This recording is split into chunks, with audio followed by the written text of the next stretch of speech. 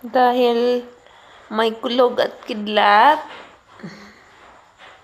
ay sinamahan ko sila sa lapag. Dahil ito, nanginginig sa takot.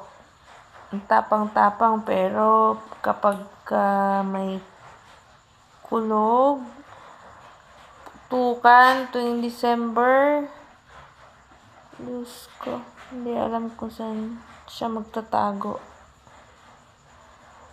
Si Mami Doggy nandun sa loob ng cage din. Buti na lang nakapupo na, kaya walang pupo.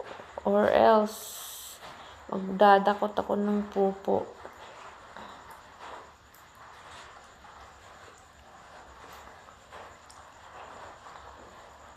Ay, ang kukulit ng mga to.